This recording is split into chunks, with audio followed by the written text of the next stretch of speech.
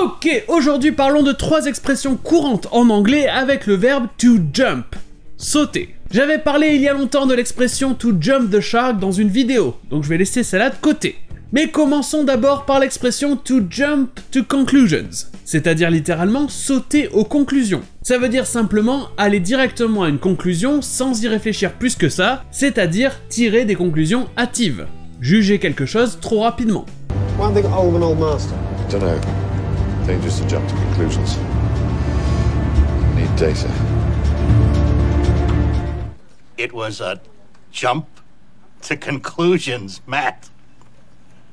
You see, it would be this mat that you would put on the floor and would have different conclusions written on it that you could jump to.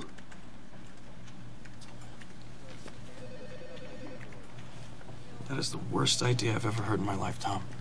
Yes. Et ensuite, nous avons l'expression to jump the gun. Littéralement, c'est sauter le pistolet. Et encore une fois, ici, vous avez l'idée d'aller trop vite, de se précipiter. To jump the gun, ça veut en fait dire faire un faux départ. Ça vient de la course à pied, d'une époque où le départ était signalé par un tir de pistolet.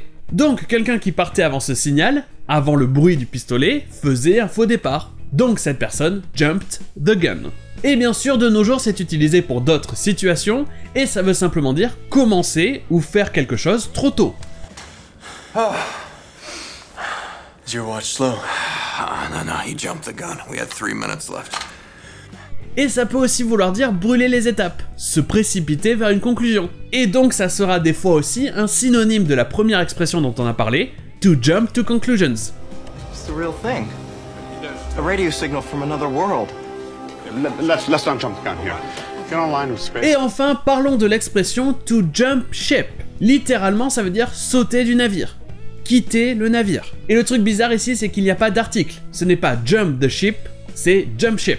Et à la base, c'était pour les marins et les soldats qui quittaient leur navire sans permission, qui fuyaient ou désertaient. Et ça peut être simplement quelqu'un qui, littéralement, saute d'un navire, comme dans cet extrait.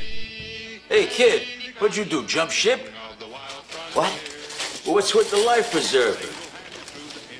Mais en dehors de ça, ça va être utilisé pour dire que quelqu'un quitte un groupe ou fuit une situation en laissant des gens derrière. Ça voudra donc dire abandonner quelque chose. To jump ship. I'm on probation, man. Fast track to Los Lunas.